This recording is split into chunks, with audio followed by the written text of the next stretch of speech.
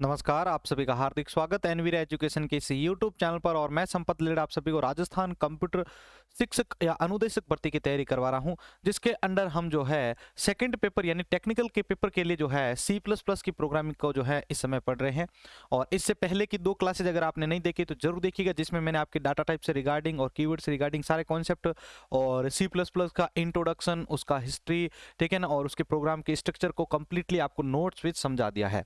आज की अपनी जो क्लास होने वाली है उसके अंदर हम वेरिएबल्स और कांस्टेंट के बारे में कंप्लीटली डिस्कशन करने वाले हैं। और ध्यान रखिएगा, अगर ये बेस कॉन्सेप्ट आपको अच्छे से समझ में आ गए तो आप किसी भी मतलब आने वाले अपने इस एग्जाम के अंदर कोई भी प्रश्न को जो है आप नहीं छोड़ पाएंगे, ठीक है ना। बहुत ही शानदार तरीके से समझाने वाला हूं। सारे के सारे हैंड रिटन नोट्स हैं, सॉरी यहाँ पर टाइप नोट है, तो आप इनको जो है बाद में डाउनलोड भी कर सकते हैं। और वीडियो को शुरू करने से पहले आप सभी से एक रिक्वेस्ट और भी रहेगा कि आप डेली के डेली जो है इस वीडियो को आगे शेयर भी जरूर करें भाई। आप शेयर नहीं कर रहे हैं, ठीक है, तो अपने थ्रू अगर आप सपोर्ट करना चाहते हैं तो प्लीज आप इसको ज्यादा से ज्यादा लोगों तक शेयर जरूर करा करें, ठीक है ना। जहां पर भी आप ग्रुप के अंदर ऐड हैं तो वहां पर आप इसको शेयर जरूर कीजिएगा। तो चलिए साथियों, शुरू करते हैं आज की इस क्लास को।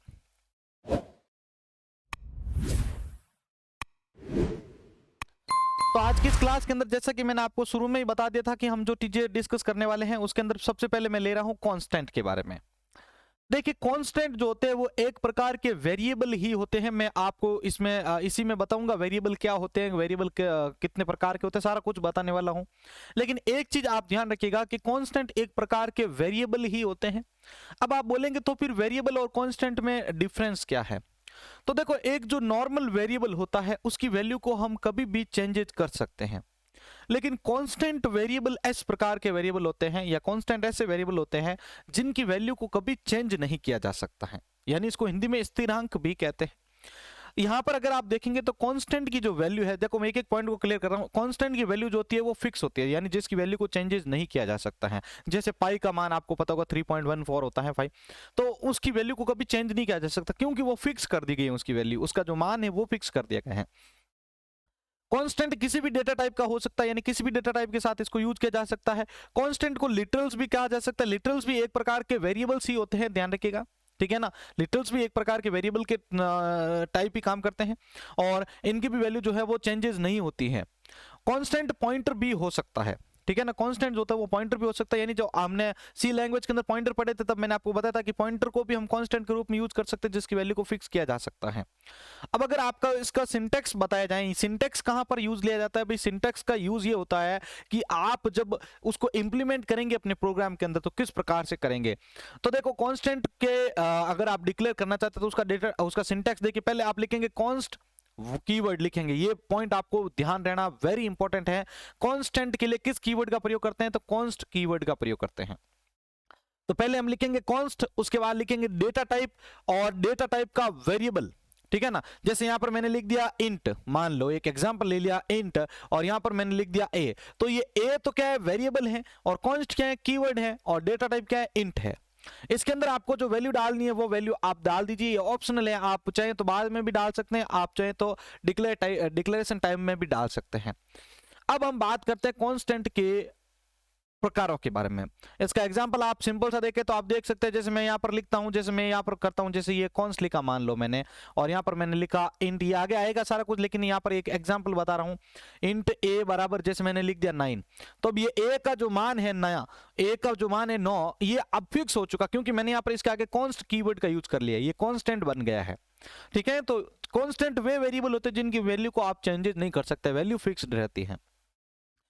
अब बात करते हैं कांस्टेंट के प्रकारों के बारे में। कांस्टेंट कितने प्रकार के होते हैं, तो देखिए कांस्टेंट के प्रकारों के अंदर सबसे पहला आता है इंटीजर कांस्टेंट, ठीक है। दूसरा आता है decimal, octal constant, hexadecimal constant, floating point या real time constant, character constant, string constant और प्री प्रोसेसर कांस्टेंट। ये आपके होते हैं कांस्टेंट के प्रकार, ठीक है। अब हम जो है इनको एक एक करके एक एक एग्जांपल के देख लेते हैं। देखो, इनको डायरेक्टली आप एग्जांपल देखते हैं आपको समझ में आ जाएगा ये वैसा। देखो, एक होता है इंटीजर, एक होता है डेसिमल इंटीजर, ठीक है ना। अब यहां पर क्या है, देखो इसके अंदर आपको चेंजेस कुछ नहीं देखने को मिलेगा, बस ये जो है आपके रहेगा डेसिमल के रूप में, ये रहेगा आपके इंटीजर के रूप में। इसके आगे बहुत सारे एग्जांपल आएंगे तब मैं आपको अच्छे से इसको समझा पाऊंगा। अभी आप नॉर्मली बस ये समझिए कि ये इंटीजर प्रकार के ही होते हैं। तो ये इंटीजर ये इंटीजर का आप एग्जांपल यहाँ देख सकते हो, ये डेसिमल इंटीजर का एग्जांपल आप यहाँ पे देख सकते हो। इसमें आप देखो यहाँ पर बाद में आता है ऑक्टल का, तो ऑक्टल का ये कांस्टेंट आप किस प्रकार का होता है, मतलब ये एक प्रकार का एग्जांपल आपको दिया जा रहा है जिससे आप इसको बस समझ सकते हैं, ठीक है ना। अभी तक इसका कोई एक प्रकार का भी कोई क्वेश्चन नहीं आया है, लेकिन फिर भी आपको बताना जरूरी समझता हूं मैं, ठीक है। अब यहाँ पर देखिएगा आप हेक्साडेसिमल इंटीजर, ठीक है ना। हेक्साडेसिमल इंटीजर के अंदर का क्या होगा, जिसमें आपको ये जो है जैसे यहाँ पर जैसे 1 है, f है, तो हेक्साडेसिमल के अंदर आपने देखा होगा कि 0 to 9 तो कंटिन्यू रहता ही है, लेकिन जैसे 10 होता तो वो उसको a से रिप्रेजेंट करना शुरू कर देता है। तो इस प्रकार से आप उनको देखते पता लगा लेंगे कि ये हेक्साडेसिमल है, ठीक है ना। ये सारा चीज आपको इसके अंदर ध्यान रहना जरूरी है। अब देखिए फ्लोटिंग पॉइंट या रियल कांस्टेंट के अंदर क्या होता है कि आपको दशमलव वाली जो वैल्यू है वो देखने को मिलती है। कैरेक्टर के अंदर एक सिंगल कैरेक्टर आपको देखने को मिलता है, ठीक है, चाहे वो आई हो सकता है या जे हो सकता है। ऐसे स्ट्रिंग के अंदर पूरा का पूरा आप जो है स्ट्रिंग का जो कैरेक्टर होता है उसका समूह हो सकता है, ठीक है ना। आपको पता होगा स्ट्रिंग किसे कहते हैं, कैरेक्टर का जो समूह होता है वो स्ट्रिंग कहलाता है। यहाँ पर देखो हाई हेलो लिखा हुआ, ये सारे स्ट्रिंग कांस्टेंट के अंदर आते हैं। प्री प्रोसेसर के अंदर क्या होता है, देखो हैश डिफाइन करके भी हम कांस्टेंट को डिक्लेयर कर सकते हैं, जैसे ए का मान 5 है, यहाँ पर फिर हम जो है सेमीकोलन का यूज नहीं लेते हैं। मैंने आपको सी लैंग्वेज के क्लासेस के दौरान बताया था ये सारा कुछ, ठीक है। अब बात करते हैं आगे इंटीजर कांस्टेंट के टाइप के बारे में, जो हमने इंटीजर पढ़ा था यहाँ पर। तो अब इंटीजर के भी देखो यहाँ पर मैंने 3 बता दिए थे वैसे यहीं पर ही। तो इंटीजर के 3 टाइप्स होते हैं, एक तो डेसिमल इंटीजर कांस्टेंट, एक होता है ऑक्टल इंटीजर कांस्टेंट और एक होता है हेक्साडेसिमल इंटीजर कांस्टेंट। अब इंटीजर कांस्टेंट के अंदर देखो कौन कौन सी चीजें आपको ध्यान रखनी है। तो इंटीजर कांस्टेंट नॉर्मल वेरिएबल की तरह काम करता है। इंटीजर कांस्टेंट पॉजिटिव या नेगेटिव दोनों प्रकार की वैल्यू को ले सकता है या वैल्यू का हो सकता है। इंटीजर कांस्टेंट की जो रेंज होती है वो 32,768 से लेकर 32,763 तक हो सकती है। ये इंटीजर कांस्टेंट की रेंज मानी जाती है। अब एक सिंपल सा एग्जांपल कोड है जिससे आप इसको समझ सकते हैं।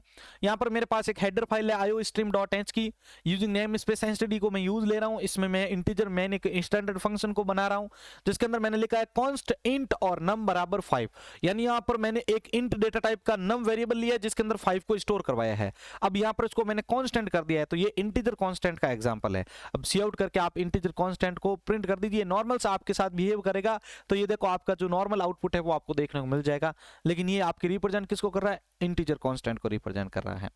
कैरेक्टर कांस्टेंट किस प्रकार से बना सकते हो, तो कैरेक्टर कांस्टेंट नॉर्मल वेरिएबल की तरह ही काम करता है। मैंने आपको बताया था कैरेक्टर कांस्टेंट सिर्फ सिंगल कैरेक्टर ही लेता है और एस्केप सीक्वेंस के साथ कैरेक्टर कांस्टेंट का इस्तेमाल किया जाता है। जो कैरेक्टर कांस्टेंट होता है ना उसका इस्तेमाल किसके साथ किया जाता है, एस्केप सीक्वेंस जो होते हैं उनके साथ यूज में लिया जाता है। जैसे यहाँ पर देखो आप सिंगल कोटेशन हो गया, ठीक है ना, तो ये सिंगल कोटेशन मार्क है, ये डबल कोटेशन मार्क के लिए है, ये बैक स्लैश है, ठीक है, ये यहाँ पर आपके क्वेश्चन मार्क है, ऑडिबल बेल है, आपके अलर्ट करने के लिए काम आती है, ठीक है, ये आपके स्लैश भी है बैक स्पेस वाली, ठीक है ना, ये एफ है फॉर्म फीड करने के लिए। यानी इसमें क्या होता है कि भाई आपने जैसे यहाँ पर ये स्ट्रिंग लिखा है, अब यहाँ पर मान के चलो कि यहाँ पर इसके आगे आपने दे दिया फॉर्म फीड दे दिया, तो ये सीधा नेक्स्ट दूसरे पेज के ऊपर ये आपको फिल करके दे देगा। ये न्यू लाइन में जाने के लिए, ठीक है ना, स्लैश एन के थ्रू हम न्यू लाइन में जा सकते हैं, ठीक है। ये कैरियर्स रिटर्न के अंदर है, जैसे कोई स्ट्रिंग है उसके अंदर आप अभी यहाँ पर कर्सर के अंदर है तो उसको किसी कैरेक्टर के नीचे आपको शो करवाना है तो वहां पर कैरियर्स रिटर्न का यूज करते हैं। हॉरिजॉन्टल टैब के लिए है, ये वर्टिकल टैब है। तो ये देखो यहाँ पर एफ है, एन है, आर है, एच वी ए, ये सारे के सारे किसके हैं, कैरेक्टर कांस्टेंट के उदाहरण है जिसकी वैल्यू हम चेंज नहीं कर सकते हैं या जिनको हम चेंजेस नहीं कर सकते हैं। तो यहां पर ये समझ में आ चुका होगा मेरे सभी साथियों को। अब हम इनमें से रैंडमली जो ज्यादातर एग्जाम में कुछ क्वेश्चन पूछे जाते हैं उनको लेकर यहां पर हम जो है प्रैक्टिकल करके देख लेते हैं। तो अभी आपके सामने में जो है टर्बो सी का स्क्रीन जो है शो कर देता हूं, यहां पर इसको यूजर के सामने ले आते हैं। अब देखिएगा आपके सामने मैं एक एक को प्रैक्टिकल करके सारा जो है समझाने वाला हूं, ठीक है ना। तो शुरुआत करते हैं हम स्लैश एन से, ठीक है ना, तो एक एक करके आपको समझाने वाला हूं इसको प्रैक्टिकली। तो यहां पर मैं जैसे कर देता हूं इसको सी आउट, ठीक है, और नॉर्मली मैं यहां पर जो है एक एनवीरा एजुकेशन को प्रिंट कर देता हूं पहले, ठीक है, ताकि आपको समझ में आए। ये नॉर्मल मेरा आउटपुट है, ठीक है।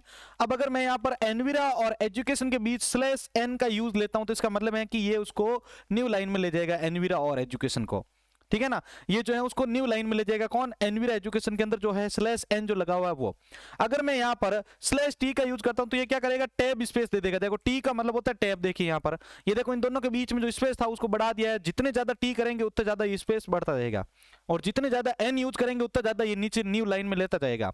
ठीक है, तो /n जो है न्यू लाइन के लिए, /t क्या है, टैब के लिए है। अब इसके बाद अगर हम यहाँ पर देखो /a का भी है तो ये ऑडिबल होता है, इसको बोलते हैं, ये एक बीप जनरेट करता है। ठीक है ना, ये कई सिस्टम के अंदर तो जनरेट करता है, कहीं में नहीं करता है, लेकिन ये रन होगा बराबर। देखिए यहाँ पर देखिए कोई अभी बीप साउंड नहीं सुनाई दिया है, लेकिन अब आप कोई भी अलग अलग जो है ग्राफिक जो यूज करते हैं आप कंपाइलर वगैरह, तो वहां पर ये सपोर्ट करता है और ये ऑडिबल भी होता है, एक बीप जनरेट करता है ये। ठीक है, तो ये ऑडियो जनरेट करता है, मतलब एक बीप ऑडियो। ठीक है, इसको ए बोलते हैं तो अलर्ट है ये। ठीक है ना, /a मतलब अलर्ट। इसी प्रकार से अगर हम बी का यूज करते हैं यहाँ पर अभी मैं इसको रन करने से पहले आपको दिखाना चाहूंगा पहले कि यहाँ पर देखिए आप, जैसे मैं यहाँ पर लिखता हूँ एनवीरा एजुकेशन, आप अभी पहले कर्सर की स्थिति देखिएगा। मैं यहाँ पर इसको रन करता हूँ तो देखो अभी कर्सर जो है वो कर्सर जो है वो n के बाद TION और n के बाद यहाँ पर जो है वो प्रेस कर रहा है, मतलब ब्लिंक कर रहा है। अगर मैं /b यूज करता हूँ यहाँ पर तो आप देखेंगे कि ये n के नीचे आ चुका है। ठीक है ना, ये जो है n के नीचे आ चुका है, क्योंकि /b जो होता है वो आपके एक बैक साइड में जो है वो काम करता है। ठीक है, वो एक जो बैक साइड में जो है काम करता है। तो यहां पर आपको ये ध्यान रखना है इसको /b के बारे में। ठीक है ना, ये एक कैरेक्टर का जो कर्सर होता है उसको मूव करता है नेक्स्ट के मतलब एक प्रीवियस की ओर जो है ये उसको मूव करता है। इसी प्रकार से अगर हम /r का यूज करते हैं कैरीज रिटर्न के रूप में, तो यहां पर ये देखो स्टार्टिंग में चला जाएगा कर्सर आपका, देखो अब ए के नीचे ब्लिंक कर रहा है ये। ठीक है ना, ए के नीचे जो है ये ब्लिंक कर रहा है। इसी प्रकार से हम एक /f भी होता है। /f क्या करता है भाई, इसको बोलते हैं फॉर्म फीड। क्या बोलते हैं, फॉर्म फीड बोलते हैं। तो /f जो है वो जो इस /f के बाद में जो भी कुछ लिखा जाएगा उसको ये नेक्स्ट पेपर पे ले जाता है। लेकिन यहाँ पर आउटपुट में आपको इसकी जगह एक सिंबल दिखेगा। देखिए मैं यहाँ पर आपको इसके बारे में जैसे बताता हूँ, यहाँ पर जैसे मान लीजिए कि यहाँ पर मैं लिख देता हूँ जैसे C++ programming bye Sampat Lilar. ठीक है, अब इसको मैं करता हूं यहाँ पर रन, तो देखो यहाँ पर आपके एनवीरा एजुकेशन और उसके आगे एक सिंबल सा आ रखा है। ठीक है ना, तो ये सिंबल जो है वो आपके बताता है कि ये अब ये न्यू पेपर में जाएगा, यानी नए वाले दूसरे पेज के ऊपर ये प्रिंट होगा। तो फॉर्म फीड का जो है बेसिकली यही यूज होता है। ठीक है ना, तो ये चीज आपको ध्यान रखनी है। अब अगर आपको कई बार ऐसा होता है कि इन दोनों के साइड में आपको /शो करना है, ठीक है ना, आपको जो है /शो करना है, जैसे /शो करना है इन दोनों साइड में, तो आपको क्या करना पड़ेगा, / का यूज करना पड़ेगा। किसका यूज करना पड़ेगा, / का यूज करेंगे। डबल स्लैश लगेगी। अब देखो इसको रन करता हूं तो देखो सिंगल स्लैश जो इन दोनों के साइड में जो है यहाँ पर शो हो रहा है। तो ये / कैरेक्टर जो है यहाँ पर आपको शो होना शुरू हो जाएगा। इसी प्रकार से आप यहाँ पर जो है सिंगल कोटेशन को भी दिखा सकते हैं। तो सिंगल कोटेशन के लिए आप क्या करेंगे, सिंगल कोट, इसके बाद अपना आप जो भी स्ट्रिंग है वो यहाँ पर टाइप कर दीजिए। ठीक है, एनवीरा एजुकेशन। ठीक है, और यहां पर मैं वापस क्या करूंगा, सिंगल कोटेशन / और सिंगल कोटेशन, और ये इस प्रकार से इसको लिखा जाता है सिंगल कोट अगर आप लेके आना चाहते हैं। तो देखो अब एनवीरा एजुकेशन के दोनों साइड में यहाँ पर क्या आ रखा है, सिंगल कोटेशन आ चुका है। तो आपको कोई भी पैराग्राफ टाइप करो, कोई भी लाइन टाइप करो, उसमें किसी वर्ड को या पूरी स्ट्रिंग को आपको जो है या किसी कैरेक्टर को भी आपको जो है सिंगल कोट में डालना है, तो आप किसका यूज करेंगे भाई, यहाँ पर सिंगल कोट का सिंगल कोट का यूज करेंगे आप। और इसके बाद में आपके बचता है यहाँ पर डबल कोट। ठीक है, तो डबल कोट के लिए आप क्या करेंगे, यहाँ पर डबल कोट के लिए यहाँ पर आप लगाएंगे डबल कोटेशन। यहाँ पर सिंगल कोटेशन जहां लगा रहा था ना, अब यहाँ पर आप डबल कोटेशन लगा देंगे बस। तो ये आपको अब जो है डबल कोटेशन में शो करेगा। तो आई होप आपको यहाँ पर ये सारे के सारे समझ में आ चुके होंगे। ठीक है, और अब मैं जो है आपको आगे ले जाता हूँ और नेक्स्ट कॉन्सेप्ट को समझाता हूँ किस प्रकार से करते हैं। तो ये सारे के सारे कॉन्सेप्ट थे भाई एस्केप सीक्वेंस के बारे में। अभी तक जिन्होंने वीडियो को लाइक नहीं किया तो प्लीज सभी पहले वीडियो को लाइक करें। ठीक है, वीडियो को लाइक करना जरूरी है। ठीक है, इससे हमारा और आपका दोनों का मोटिवेशन भी बढ़ता है। चलिए अब आगे बढ़ते हैं और नेक्स्ट कॉन्सेप्ट को समझ लेते हैं।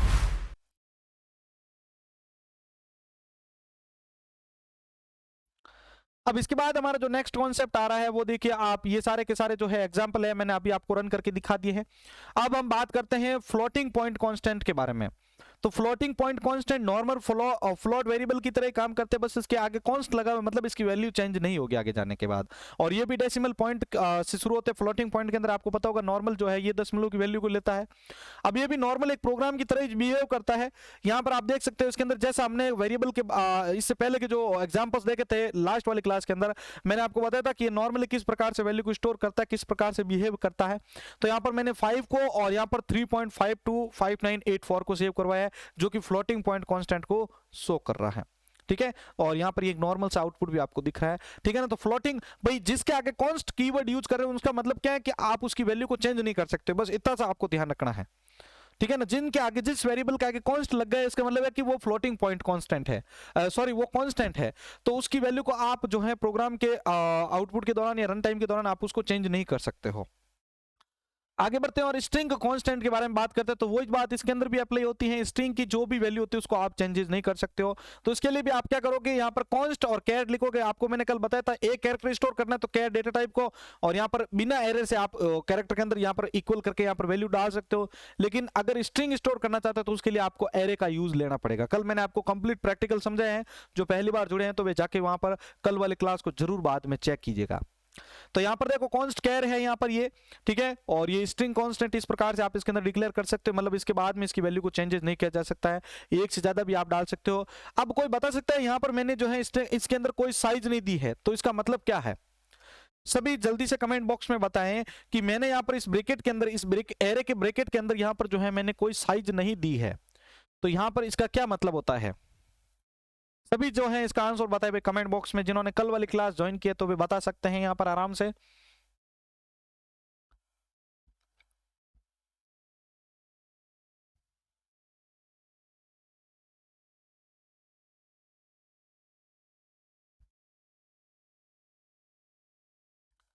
तो देखिए यहाँ पर मैं आपको बता देता हूं, जिन्होंने आंसर दिया है बहुत अच्छी बात है। देखिए एक एरे के अंदर क्या होता है कि एक तो हम साइज डिक्लेयर करते हैं, जैसे मैंने यहाँ पर दे दिया 5, तो 5 देने के बाद क्या होता है कि यहाँ पर ये फिक्स हो जाएगा कि ये 5 से ज्यादा कैरेक्टर को स्टोर नहीं करेगा।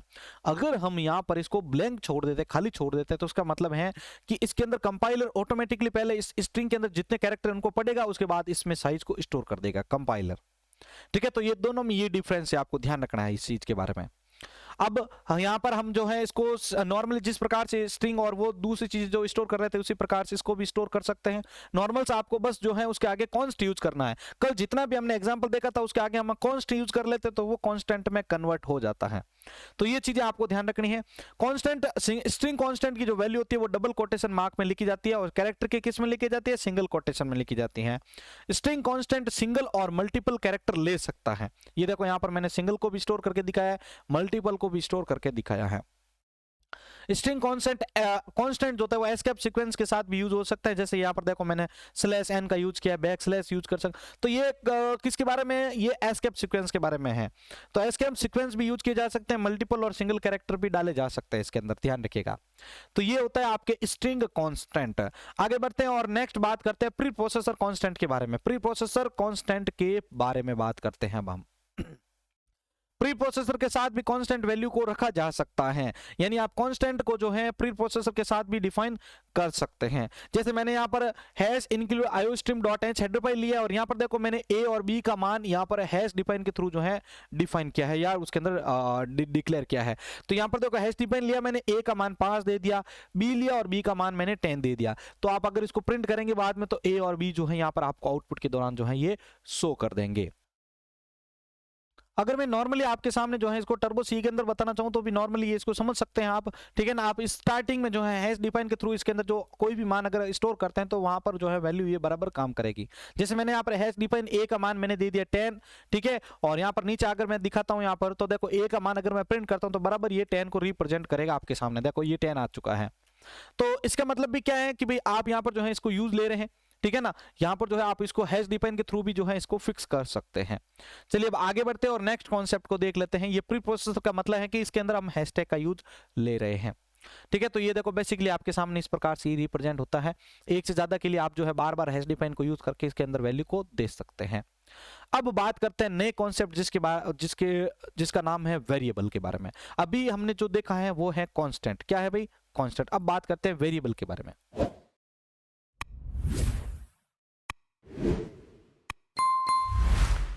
अब देखिएगा वेरिएबल क्या होते हैं। तो वेरिएबल के बहुत सारे अलग अलग डेफिनेशन हैं। आप जितनी बुक्स देखेंगे, जितनी साइट्स चेक करेंगे, जहां जहां पर भी आप चैनल्स को विजिट करेंगे, तो उनकी अलग अलग जो है डेफिनेशन होती है। लेकिन मैंने आपको सी लैंग्वेज की स्टार्टिंग में और इवन मैंने पाइथन जब पढ़ी थी तब भी मैंने आपको बहुत ही ईजी लेवल में इसको याद करवाया था कि इसको आप अगर अपने एक एग्जाम्पल के साथ समझें। तो पहले अभी आप टेक्निकल टर्म्स को थोड़ा दूर रख दीजिए। मान लीजिए कि आप किसी स्कूल में पढ़ा रहे हैं, वहां पर ठीक है, किसी स्कूल में पढ़ा रहे हैं वहां पर, और आप वहां पर जैसे कोई भी अपना लैपटॉप लेके उस स्कूल में किसी बच्चों को पढ़ाने के लिए गए हैं, और आपको कोई फिक्स जगह दे रखी है उन्होंने, स्कूल वालों ने या प्रिंसिपल ने, कि भाई आप अपना लैपटॉप जो है यहाँ पर आप सेफ्टी रख सकते हैं, जब आपकी क्लास आएगी तब यहाँ से आप लेके जा सकते हैं। तो मैं मान के चलता हूँ कि ये एक पूरी स्कूल है, इसके अंदर यहाँ पर एक रूम नंबर 5 है, ये रूम नंबर R5 मैं बता रहा हूँ यहाँ पर, ये रूम नंबर 5 है, जिसके अंदर मेरे को बोल रखा है कि यहाँ पर इसके अंदर लाके आप यहाँ पर रख सकते हैं अपने लैपटॉप को, और जब चाहे इसको वापस ले जा सकते हैं, बराबर। अब क्या होता है कि जब भी मेरे को अभी देखो, जब भी मेरे को कोई लैपटॉप की जरूरत होगी तो मैं देखो या तो मैं खुद जाके लेके आ सकता हूँ, या कोई बच्चा बोल देता कि सर मैं लेके आ सकता हूँ क्या। तो अगर मैं किसी को बोल देता हूँ कि भाई मेरा लैपटॉप आप लेके आ सकते हो, तो उसको ले आने के लिए पहले आपको क्या बताना पड़ेगा, उसका एड्रेस बताना पड़ेगा। क्या एड्रेस बताना पड़ेगा कि भाई मेरा जो लैपटॉप है वो मतलब रूम नंबर 5 के अंदर पड़ा है, या आपसे प्रिंसिपल सर ने मांग लिया, किसी सर ने मांग लिया कि मुझे आपके लैपटॉप की थोड़ी जरूरत है, आप उसको बोल सकते हो कि रूम नंबर 5 के अंदर है। मान के चलो कि अगर ऐसी कंडीशन हो जाए कि उस स्कूल में जितने भी रूम्स हैं उनके बाहर कोई भी रूम नंबर इंडिकेट नहीं है, तो आपको वहां पर क्या प्रॉब्लम होगी कि जब भी आपको जरूरत पड़ेगी खुद को लैपटॉप की, या किसी अदर को जरूरत पड़ेगी जिसको आपको लैपटॉप देना है, तो आपको क्या करना पड़ेगा, हर एक रूम में जाना पड़ेगा और उस रूम में चेक करना पड़ेगा कि मैंने कहीं यहां पर तो लैपटॉप नहीं रखा है, उसमें तो नहीं रखा, एक एक करके चेक करना पड़ेगा। तो उसमें क्या हो रहा है कि आपका टाइम वेस्ट हो रहा है बार बार, ठीक है ना। और आपको जो है वहां पर देखो, कई बार ऐसा भी होता है कि क्या पता कोई दूसरे रूम में किसी दूसरे का भी लैपटॉप पड़ा है, तो आप दूसरे का भी लैपटॉप लेके आ सकते हो। तो बहुत सारी चीजें हैं, आप गलत आउटपुट भी आपके सामने है। अब इसी प्रकार अगर हम इसको टेक्निकल टर्म में अगर इसको इंक्लूड करते हैं, तो उसका मतलब है कि एक मेमोरी होती है कंप्यूटर के अंदर, जिसमें आप जो डेटा स्टोर कर रहे हो, जो वैल्यू स्टोर कर रहे हो, उसके लिए आपको जैसे ही वैल्यू स्टोर करते हो तो आपको क्या है, एक मेमोरी की जगह का नाम देना पड़ता है, जिससे जब भी आप उस वैल्यू को गेट करो या वहां पर स्टोर करो, तो वहां पर आपको हेल्प मिले कि ये जो वैल्यू या डेटा है मुझे इस लोकेशन पे, स्पेसिफिक लोकेशन के ऊपर स्टोर करना है। तो यहां पर जो ये लोकेशन का जो नाम दिया जाता है उसको हम क्या बोलते हैं, वेरिएबल बोलते हैं। तो सिंपल सी डेफिनेशन आपको जो है बोर्ड के एग्जाम की जो बुक्स थी, बोर्ड की जो बुक है उसके अंदर देखने को मिलती है कि मेमोरी स्थान को दिया गया नाम वेरिएबल कहलाता है, और यही जो अभी मैंने आपको समझाया है। तो यहां पर आपको अच्छे से समझ में आ चुका होगा। तो देखो इसके अंदर ये पॉइंट दे भी रखे हैं वैसे, कि ये डेटा टाइप की वैल्यू अपने अंदर स्टोर करते हैं कौन, वेरिएबल। और वेरिएबल जो होता है वो मेमोरी लोकेशन का नाम भी होता है। भाई ये नाम दिया गया, इसके अंदर क्या है, वैल्यू तो स्टोर करोगे आप, तो ये दोनों चीजें अभी जो मैंने बताई वही है यहाँ पर। ये तो वेरिएबल क्या होता है, किसी वैल्यू को स्टोर करने के लिए होते हैं, और ये मेमोरी को स्थान को नाम दिया जाएगा उसके अंदर, फिर वैल्यू को स्टोर किया जाएगा, ठीक है ना। तो वेरिएबल का आपको सिंपल सा डेफिनेशन याद रखना, किसी मेमोरी स्थान को दिया गया नाम होता है जिसके अंदर कोई वैल्यू को स्टोर किया जाता है, ठीक है। बस आगे बढ़ते हैं और अब वेरिएबल के नियम को डिस्कस करते हैं भाई। तो वेरिएबल के जो नेम होते हैं, तो उसके लिए देखो आपको आइडेंटिफायर की हेल्प भी लेनी पड़ती है, ठीक है ना। यानी इनके अंदर नाम को डिक्लेयर करने से पहले आपको कौन कौन सी चीजें रखनी, ध्यान रखें। तो देखो वेरिएबल का जो नाम होता है वो केस सेंसिटिव होता है। फॉर एग्जांपल इंटीजर ए और ये इंटीजर ए दोनों के दोनों अलग अलग है, ठीक है ना। तो आपको इनको इस प्रकार से अगर आप यूज करते हैं, जैसे प्रोग्राम में ऊपर की ओर अपने जब आप स्टार्टिंग की थी तो वहां पर डिक्लेरेशन टाइप में आपने ए छोटा लिखा था, और आप जब उसके अंदर वैल्यू को स्टोर कर रहे हो या प्रिंट कर रहे हो तो ए बड़ा लिख रहे हो, तो ये आपको एरर जनरेट करेगा, यानी ये केस सेंसिटिव होता है। वेरिएबल की शुरुआत किसी भी अल्फाबेट यानी ए टू जेड, स्मॉल या कैपिटल के अंदर से या फिर अंडरस्कोर से हो सकती है। वेरिएबल जो आपका जो नाम होता है उसके नाम के स्टार्टिंग में आप अंडरस्कोर डाल सकते हो या कोई भी अल्फाबेट डाल सकते हो कैपिटल या स्मॉल के अंदर। वेरिएबल का नाम अल्फा न्यूमेरिक हो सकता है। फॉर एग्जांपल आप a1 बराबर 5, लेकिन स्टार्टिंग आप नंबर से नहीं कर सकते हो, यानी आप यहां पर ऐसा नहीं लिख सकते हो 1a, ये आपके रॉन्ग माना जाएगा। नंबर से कभी स्टार्टिंग नहीं होगा, शुरुआत हमेशा अल्फाबेट से या अंडरस्कोर से ही होगी, ये आपको कंठस्थ कर लेना इस चीज को, ठीक है ना। जैसे यहाँ पर VAR1 लिख सकता हूँ, VAR2 लिख सकता हूँ, मतलब कितना भी नाम दो, लेकिन पहला आपके अल्फाबेट होना जरूरी है। वेरिएबल के जो नाम होते हैं उसके अंदर कोई स्पेस आप नहीं रख सकते, ये भी ध्यान रखना। जैसे मेरे को कोई बैंक एम्प्लॉय का सॉफ्टवेयर बनाना है, प्रोग्राम बनाना है, तो वहां पर मैं वेरिएबल का जो नाम है, मान लो कि वहां पर मैं बैंक एम्प्लॉय लिखना चाहता हूं, तो वहां पर बैंक और एम्प्लॉय अलग अलग नहीं लिख सकता हूं, मैं BANKEMP ऐसे स्पेस नहीं दे के लिखना पड़ेगा मेरे को, यानी स्पेस अलाउ नहीं होता है। वेरिएबल नाम में कोई भी C++ का कीवर्ड भी आप यूज में नहीं ले सकते हो। जैसे यहां पर मान लो कि आपने कोई वेरिएबल बनाना है, जैसे यहां पर a1 बराबर 5 यानी 5 इसके अंदर स्टोर है, तो आपका मन हुआ कि हम यहां पर लिख देंगे ट्रू बराबर 5, तो ये आपके एरर जनरेट करेगा, क्योंकि वेरिएबल का नाम हमेशा जो है नॉर्मल रखना है आपको, इसके अंदर कोई भी कीवर्ड नहीं डालना है। इसके अलावा भी एक और नियम आपको ध्यान रखना है, कोई भी स्पेशल सिंबल भी आपको यूज में नहीं लेना है। ये सारी की सारी चीजें होती हैं वेरिएबल के रूल्स के बारे में, प्रोटोकॉल्स होते हैं वेरिएबल को डिक्लेयर करने से संबंधित। चलिए बात करते हैं वेरिएबल के डिक्लेरेशन और इनिशियलाइजेशन के बारे में।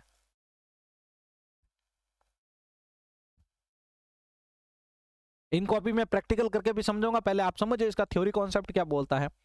तो वेरिएबल डिक्लेरेशन का सिंपल सा क्या मीन होता है कि जब वेरिएबल डिक्लेयर हो जाता है तब वेरिएबल जिस डेटा टाइप का होता है उसके हिसाब से मेमोरी एलोकेट हो जाती है। जैसे आपने इंटीजर लिया तो वो 4 बाइट को वहां पर मेमोरी में स्पेस को रिजर्व करेगा, ठीक है। कैरेक्टर लिया तो 1 बाइट को स्पेस को रिजर्व करेगा। तो यहां पर ये सारा का सारा आपको जो है वेरिएबल डिक्लेरेशन के टाइम में जो है डिसाइड किया जा सकता है। वेरिएबल डिक्लेयर होने के बाद ये अपने अंदर गार्बेज वैल्यू को ले लेता है। जैसे मैंने यहां पर लिखा इंटीजर, मान लो कि यहां पर मैंने यहां पर लिख दिया, जैसे मैंने INT और A, बस इतना सा लिख दिया, तो ये इसके अंदर डिफॉल्ट किसको ले लेगा, गार्बेज वैल्यू को स्टोर कर देगा, ठीक है ना। गार्बेज वैल्यू मतलब जो अनकही जो कंपाइलर के द्वारा जनरेट होती है, बेसिकली ये चीज ध्यान रखनी है, ये कंपाइलर खुद जनरेट करेगा इसको, ये कोई भी मान हो सकता है। इसको अगर हम प्रैक्टिकली भी अगर समझें तो यहां पर देखिए मैं आपको इसको प्रैक्टिकली समझा देता हूं इसको, ठीक है ना। जैसे मैं यहां पर जैसे इसको क्लियर कर लेता हूं सारा कुछ, ठीक है। ओल्ड रिजल्ट के लिए हम ले लेते हैं यहां पर CLR है CR को, और यहां पर मैंने लिया जैसे इंटीजर A, ठीक है। अब यहां पर मैं अगर इसको प्रिंट करता हूं, जैसे देखिए यहां पर जैसे मैं करता हूं Cout और A,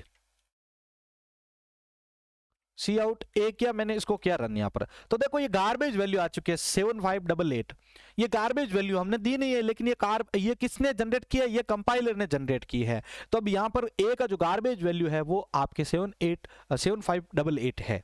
तो यहां पर ये जो है अभी सिर्फ हमने डिक्लेरेशन देखा है, अभी इनिशियलाइजेशन भी होगा। इनिशियलाइजेशन मतलब इसके अंदर कोई वैल्यू को स्टोर करना। तो पहले थ्योरी कॉन्सेप्ट देखें आप सभी, यहां पर ध्यान दीजिएगा। तो यहां पर देखो गार्बेज वैल्यू ये रिटर्न कर, गार्बेज वैल्यू जो होती है स्टोर कर दी जाती है कंपाइलर के थ्रू, ठीक है ना। अब इसके अंदर आप इसका एग्जांपल अभी जस्ट मैंने आपको बताया था, आप डेटा टाइप लिख के उस वेरिएबल का नाम लिखिए, इसको बोलते हैं हम डिक्लेरेशन। मल्टीपल भी आप कर सकते हैं, मल्टीपल के लिए आप कोमा करते जाइए और उसके अंदर जितने आपको बनाने हैं वो वेरिएबल के नाम लिखते जाइए। बस शर्त एक ये है कि उनका डेटा टाइप सेम होना चाहिए। जैसे आपको कैरेक्टर स्टोर करना है, उस वेरिएबल का नाम यहां पर लिख दिया तो यहां पर ये एरर जनरेट करेगा। भाई आपको जैसे 3 वेरिएबल लेने हैं A B C, वो तीनों के अंदर नंबर लेने इंटीजर, तो आप लिख सकते हो इंटीजर A, B, C, उसको बोलते हैं मल्टीपल वेरिएबल डिक्लेरेशन। और ये होता है सिंगल वेरिएबल डिक्लेरेशन, जिसमें सिर्फ एक वेरिएबल को डिक्लेयर किया गया हो, ठीक है ना। तो ये देखो एक सिंपल सा एग्जांपल है जिसके अंदर अभी मैंने आपको इसका भी प्रैक्टिकल करके समझाया था, ठीक है। ये गार्बेज वैल्यू है यहाँ पर, और इसका A का एड्रेस जो है वो ये है यहाँ पर, ठीक है। जो A का जो एड्रेस है वो यहाँ पर आपको देखने को मिल रहा है। तो ये चीजें आपको किसको डिफाइन करती है भाई, ये चीजें आपके डिफाइन करती है वेरिएबल के डिक्लेरेशन को। अब वेरिएबल का इनिशियलाइजेशन देखो, ये मल्टीपल का भी बता देता हूं आपको लगे हाथ। यहां पर देखिए मल्टीपल और सिंगल वेरिएबल डिक्लेरेशन के अंदर क्या होता है कि यहां पर मैंने सिर्फ ए को डिक्लेयर किया, इसको बोलते हैं सिंगल। अगर मल्टीपल लेना है तो यहां पर आप कोमा करके जितने वेरिएबल हैं वो लिखते जाओ, लेकिन सिंगल मतलब मल्टीपल कर रहे हो तो उसके अंदर शर्त यह है कि आपको उनके डेटा टाइप सेम होने चाहिए। अब यहां पर A और B का मान अगर मैं प्रिंट करता हूं A और B को, तो देखो यहां पर इन दोनों का गार्बेज मान आपको दिख जाएगा यहां पर, बराबर। तो ये चीज आपको इसके अंदर ध्यान रखनी है भाई, ठीक है। मल्टीपल और सिंगल के अंदर, मल्टीपल और सिंगल के अंदर ये चीजें आपको ध्यान रखनी है। ये देखिए यहां पर इसका जो है गार्बेज वैल्यू आपके सामने आता जाएगा। अब हम बात करते हैं इनिशियलाइजेशन के बारे में। तो मैं यहां पर इनिशियलाइजेशन के अंदर आपको बता देता हूं कि इनिशियलाइजेशन का मतलब क्या होता है। देखो यहां पर मैं आपके सामने पहले स्क्रीन को शो कर देता हूं। इनिशियलाइजेशन मतलब उसके अंदर कोई वैल्यू को स्टोर करना, बेसिक सा ये चीज आपको पहले माइंड में फिट कर लेना है। जब वेरिएबल इनिशियलाइज होता है तब वेरिएबल जिस डेटा टाइप का होता है उसके हिसाब से मेमोरी एलोकेट करता है। फॉर एग्जांपल जैसे आप इंटीजर को यूज कर रहे हो तो वो 16 बिट का है तो वो 2 बाइट यूज लेगा, जैसे मैंने आपको लास्ट वाले क्लास के अंदर बताया था। अगर 4 बाइट है तो वो 32 बिट लेगा, 8 बाइट है तो वो 64 बिट लेगा, ठीक है ना। और यहां पर वेरिएबल इनिशियलाइजेशन में क्या होता है कि वेरिएबल को कोई नॉर्मल वैल्यू दी जाती है, ठीक है ना। अब इसके अंदर ये चीज एक ये भी ध्यान रखनी है कि ऊपर आपने जैसे कोई वेरिएबल डिक्लेरेशन किया है उसके अंदर दो वैल्यू आप जो है स्टोर कर रहे हो, तो ये आपका गलत प्रकार माना जाएगा। एक टाइम पे आप एक वैल्यू को ही स्टोर कर सकते हो। मल्टीपल को करना तो कोमा करके दूसरा वेरिएबल का नाम बराबर करो और यहां पर उसकी वैल्यू को दे सकते हो। इसको भी हम जो है यहां पर दिखा देते हैं आपके सामने प्रैक्टिकल करके। तो यहां पर आप समझिएगा कि मैं एक सिंपल सा यहां पर मैं देखिए यहां पर मैं जैसे ए के अंदर कोई वैल्यू को स्टोर करता हूं और ए को प्रिंट भी करता हूं। अभी मैं आपको सिंगल वेरिएबल इनिशियलाइजेशन सिखाता हूं। जैसे मैंने यहां पर ए का मान 5 दिया, अब वो गार्बेज वैल्यू वहां से मिट गई है और ए के अंदर अब 5 स्टोर हो चुका है। तो यहां पर देखिए आपके सामने 5 आ चुका है। इसी प्रकार से मैं, ये तो होता है सिंगल वेरिएबल इनिशियलाइजेशन। अगर मल्टीपल करना है तो आप कोमा कीजिए और बी बराबर मैंने यहां पर लिख दिया जैसे 10, तो अब ये बी को भी जो है आपके सामने प्रिंट कर देगा। किसको प्रिंट कर देगा भाई? बी को भी प्रिंट कर देगा। ये देखो 5 और 10 आपके सामने आ चुका है। क्यों आया यहाँ पर? क्योंकि आपने यहाँ पर देखो इसको दोनों को एक ही लाइन में लिखा है। यहाँ पर आप जो है अगर डबल कोटेशन से स्पेस दे देते हैं तो देखिए यहाँ पर आपके सामने स्पेस आ चुका है। 5 और 10 जो है दोनों की वैल्यू आ चुकी है। इसको बोलते हैं वेरिएबल इनिशियलाइजेशन। क्या बोलते हैं भाई? वेरिएबल इनिशियलाइजेशन बोलते हैं। तो आपको दोनों समझ में आ चुके होंगे, सिंगल और मल्टीपल किस प्रकार से आपको यूज में लेने हैं। तो ये चीजें आपके अभी जो मैंने जस्ट बताई ये सारी उसके बारे में है।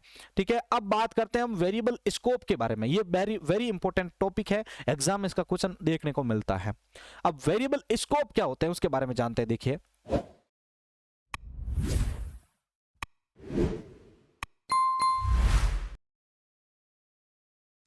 तो वेरिएबल स्कोप बेसिकली डिफाइन करता है कि उसका स्कोप कहां पर रहेगा। तो वेरिएबल स्कोप जो होते हैं वो दो प्रकार होते हैं। एक होता है लोकल वेरिएबल स्कोप और एक होता है ग्लोबल वेरिएबल स्कोप। तो लोकल वेरिएबल के अंदर क्या होता है कि लोकल वेरिएबल फंक्शन के अंदर ही होते हैं। जो लोकल वेरिएबल होंगे ना, लोकल स्थानीय वेरिएबल, वो सिर्फ फंक्शन के अंदर ही जो होते हैं। लोकल वेरिएबल जिस फंक्शन के अंदर होते हैं वहां पर ही जो वो विजिबल रहते हैं, बाहर जो है वो विजिबल नहीं रहेंगे।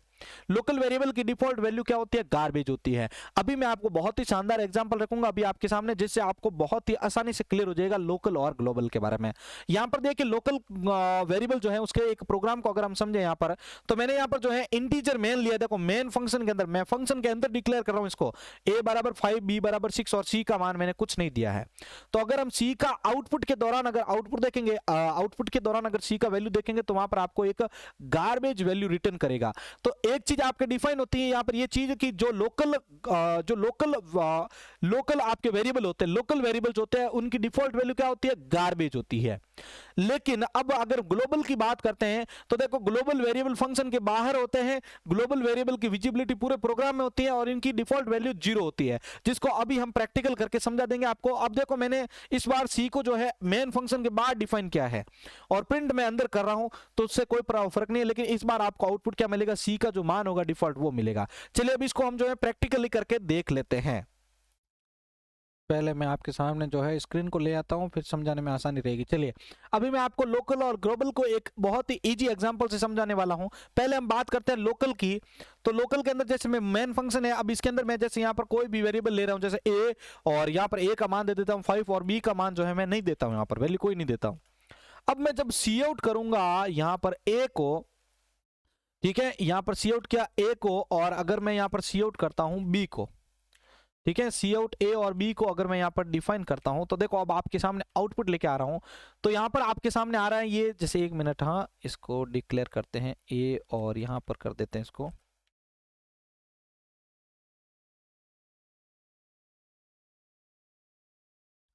के अंदर से पहले हम रिमूव कर देते हैं यहां पर इसको। और अब अगर मैं यहाँ पर आपको b का जो मान है अगर आपको प्रिंट करके दिखाता हूं, तो देखिए यहाँ पर b का जो मान होगा वो आपको गार्बेज रिटर्न किया जाएगा 7588। अब अगर मैं यहां पर इसको, ये जो b है, अगर मैं इसको वॉइड मेन के बाद में यानी इस फंक्शन के बाहर अगर मैं यहां पर डिफाइन करता हूं और यहां पर प्रिंट करता हूं, तो वहां पर आपको क्या मिलेगा? Default value. ये जो अभी आपके सामने एग्जांपल है ये है आपके लोकल वेरिएबल का। किसका?